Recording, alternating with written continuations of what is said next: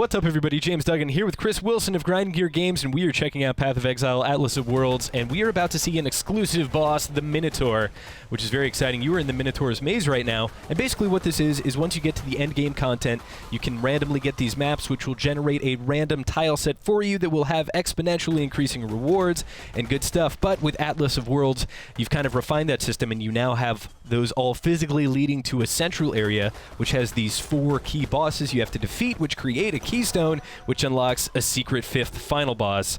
And I think I've done about as good a job as I can do explaining that in such a short amount of time.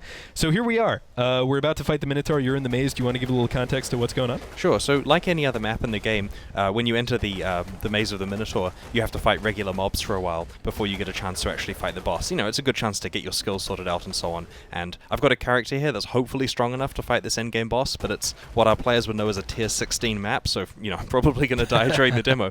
Yeah, so basically I'm fighting the normal monsters on my way to the boss, and if you'd like, I can warp there and show you that encounter. Sure, please. Sure, great. I'd like to point out that in your previous demos, you have yet to live through the entire fight, which is indicative of the challenge players can expect, which I think is actually a really good thing, but I challenge you to survive this whole I'll give it a go. I'll be careful. This is a dangerous one because he's a melee character as well. So we're in this arena here, and this is the Minotaur, and he does a ton of damage.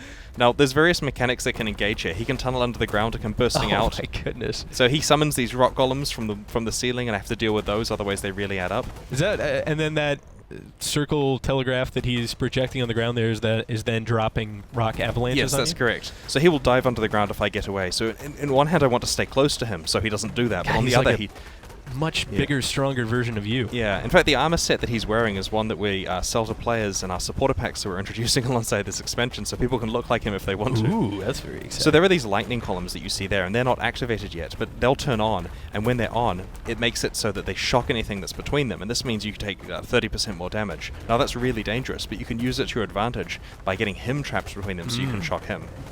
Great. Yeah, I love the whole kind of inspiration of mythology behind this, which is, of course, the Minotaur in the maze and running him into a wall to defeat him. Nice. And that's kind of a similar sentiment that's being echoed here.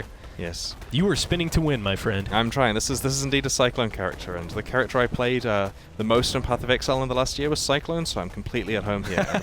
Will hopefully not die, though my flash charges were getting low. So a little bit of context for players who don't necessarily play the game, looking at this and you standing right in kind of the dragon's breath, so to speak.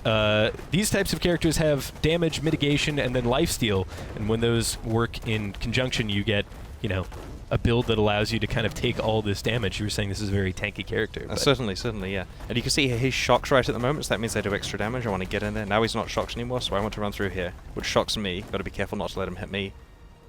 So you have to let that debuff fall off you, and then you can re-engage. Yeah. And although then he didn't. Up. Oh, did he? Okay, he tunneled. Yep. Got to be careful. If that comes out while I'm shocked, that's the end of me. So I've basically got him down.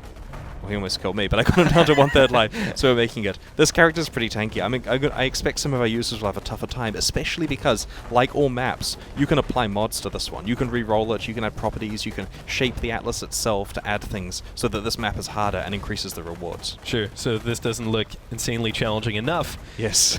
You can kind of tailor it, and you've done it, my friend. Success. You've done it. You have the first time. Almost dying to the rocks boss. afterwards.